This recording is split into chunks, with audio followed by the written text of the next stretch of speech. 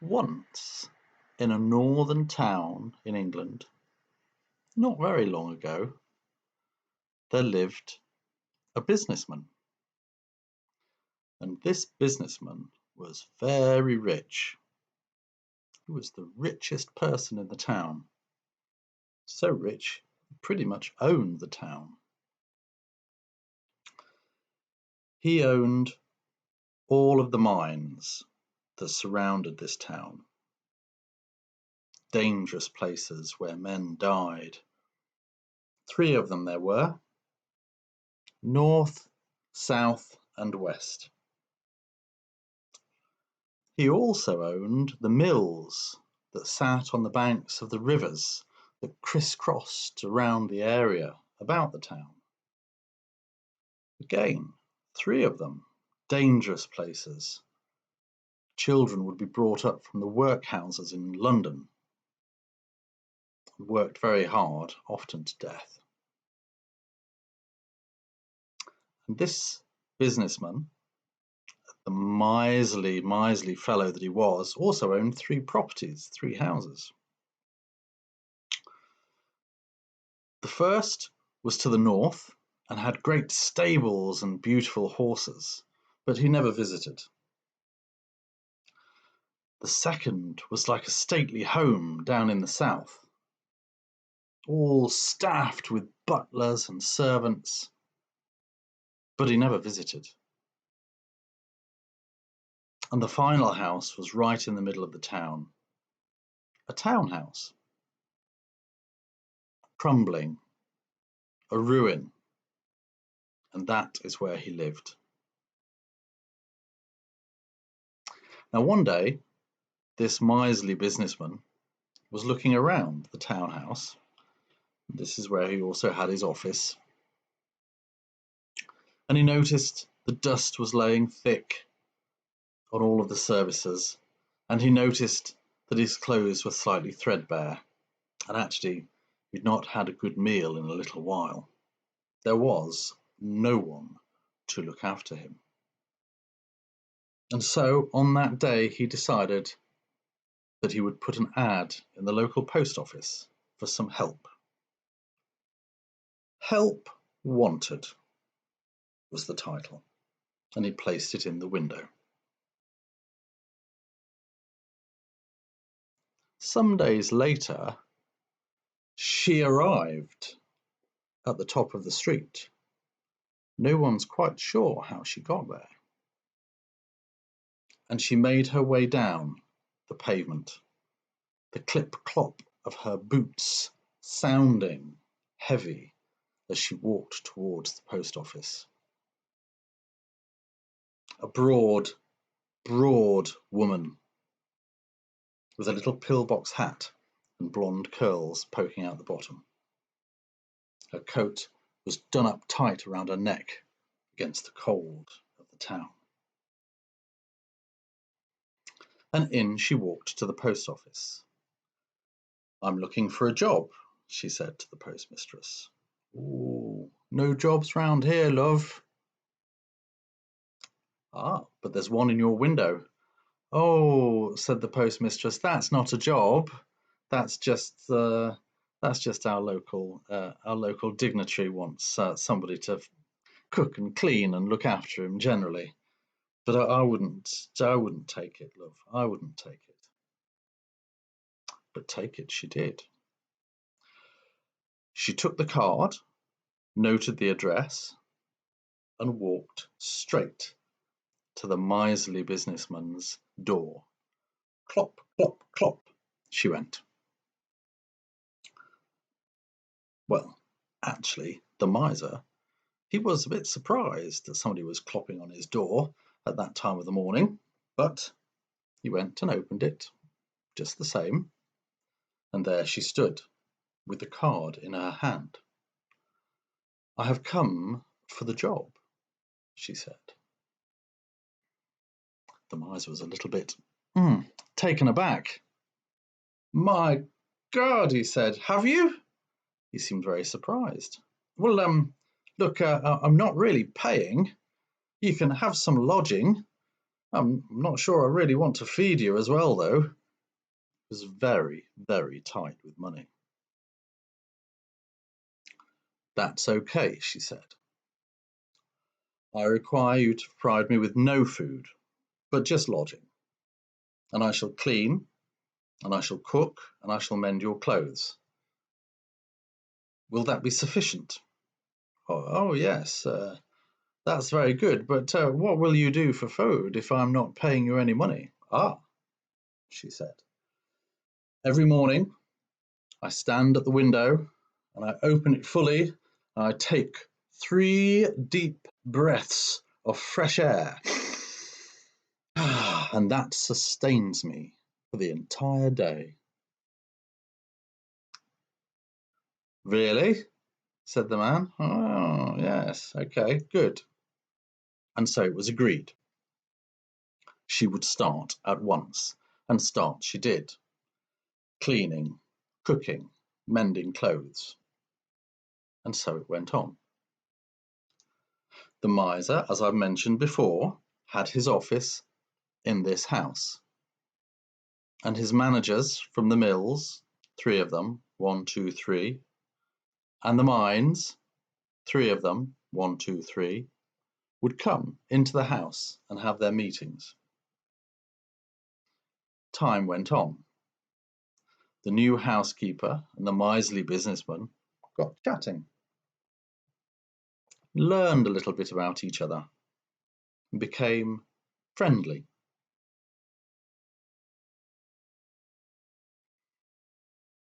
And over time, people began to notice a change in the miserly businessman, maybe a softening, and they were pleased because he'd been a hard-bitten businessman all of his life. And so it went on. She cooked, she cleaned, she mended. They became close. And she thought that he was making a change, turning a corner, turning over a new leaf. Then one day, there was a terrible, terrible accident in one of the mills. The great looms, these great machines turning out all of this material. One of them had broken down and caught one of the youngsters working on it and caused grievous, grievous harm. The mill worker, the mill manager, he was in shock, and he'd come into the miserly businessman's office and explained what had happened. And there'd been blood everywhere. And the child still lived. Shall I send for a doctor, sir? The mill manager inquired. Why, no. Why would I want to spend money on nothing more than a resource? Said the miserly businessman. And they carried on the conversation about how they would lose some productivity and how they could make it up and how they could wash down the machine and when would it be repaired and when would it be back online. And the housekeeper stood quietly in the shadows, listening. Sadly, she had not managed to get the miserly businessman to turn over his new leaf, to turn a corner, to be a different person. Clearly, something a little bit more serious was required. When the mill manager had left and the miserly businessman was back to work,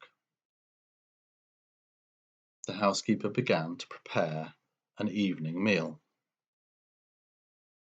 She lit the stoves, took out the great pans, the great roasting dishes, and she started to prepare. The miserly businessman, could hear all this commotion and looked out from his study to see what was going on in the kitchen. Oh, he said, there seems to be some nice activity going on. We shall have a lovely meal tonight. And he continued to watch his housekeeper. Once she had prepared everything, she went out into the yard where the miserly businessman kept chickens, and she took with her a stool and sat in the middle of the chicken coop. The miserly businessman looked out from his study. The housekeeper looked directly at him, reached down and grabbed the nearest chicken, wringing its neck, and began to pluck the feathers from the chicken. Oh, thought the miserly businessman, we'll be having chicken tonight then. Very good, very good. She's very aggressive with the pulling of the chicken and the feathers, and yank and yank and yank and yank, and anger on her face. Oh, yes, she's very physical with the chickens, I notice. And the first chicken was complete. She threw it down onto the ground. Oh, the miserly businessman noticed, do you know, a tingle in his fingers. I've been working very hard, he said. I have a little tingle in my fingers. The housekeeper looked around and saw a second chicken and grabbed it by the neck and immediately dispatched it and began again ripping the feathers. And the miserly businessman continued to look. Oh, he said, we'll be having 2 chickens. She's very rough with them, but I'm sure that's how you're supposed to do it. And she yanked and pulled and pulled and pulled, and the feathers went everywhere. And she continued her task until all the feathers were pulled from the chicken. I have been working very hard, thought the miserly businessman. My hand is tingling. My hand is tingling now.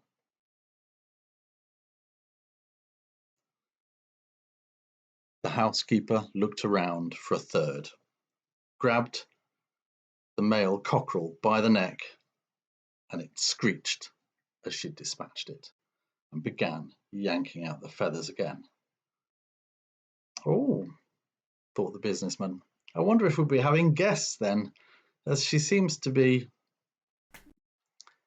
dispatching many of the chickens, so we must be having guests. The miserly businessman had forgotten, of course, that he never had guests, but there we are, things change. And again she ripped and pulled, feathers flying everywhere in the chicken coop. And when she'd finished the poor cockerel, she tossed it down on the ground. By this time, the miserly businessman was really starting to get some pain up his arm and in his shoulder. I have been working hard, he thought. I could do with a rest. Maybe after dinner. The housekeeper gathered the 3 chickens and brought them into the kitchen and laid them out on the unit. She then arranged them in the roasting tins, a little seasoning, and into the oven they went. The miserly businessman went back to his work, still agitated by the pain running from his fingertips to his shoulder. He proceeded with his work. But then a beautiful smell, a beautiful aroma came from the kitchen. It was the cooking chickens. Well, dinner is going to be nice, even if it's just me. I think it'll be absolutely delicious. Oh, the pain moved from his shoulder to his chest. What is that pain? Time went on. The chickens were cooked. The housekeeper brought them out of the oven and put them onto the table. They sizzled. The smell was gorgeous. She allowed them to cool and then sat in front of them. The miser, the miserly businessman, popped his head out of his office. He could see the housekeeper sat at the table in front of these chickens. He had never seen her eat until now. She grabbed the first chicken and ripped it in half and began to eat. She ate the breasts, she ate the legs, she ate the wings. She picked the carcass clean, juices running down her chin, and she put the carcass back on the table. Oh, oh! The miserly businessman was in a state of shock.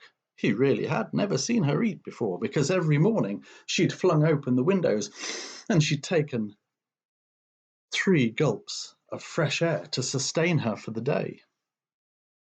He had never seen her put food in her mouth. She reached for the second chicken, pulled it apart, and began to eat the flesh.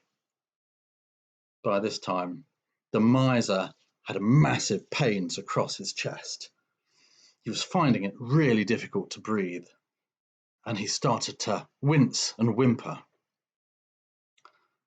It was quite clearly a little bit more than a little overwork. She finished the second chicken and delved straight into the third, ripping it apart and eating it with gusto. By the time she'd finished, the miserly businessman was lying on the floor, gasping for breath. She stood over him. He didn't look well. "I'd better get you a doctor," she said, and left to go to the doctor's office. Bum, bum, bum, on the door of the doctor's office, and told the doctor what was happening. He came at once and examined the patient. "Oh dear," he said. "I don't think he's long for this world. You'd better go and get the priest." So the housekeeper left and went to the church, dum dum dum on the door, and informed the priest what was happening to the miserly businessman. The priest came at once and gave the last rites to the businessman, and then said to the housekeeper, "He's not long for this world.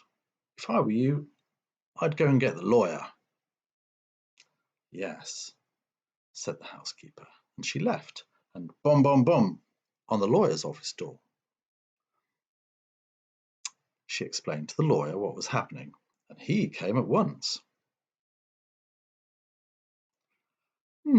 Said the lawyer. "Sir, I notice that you have not made a will, and I think that now is probably an opportune time in front of all of these esteemed witnesses for you to do so. So, let's start at the top." By this time, the miserly businessman was lying on the floor, gasping for his last breath, and looking angrily at the housekeeper.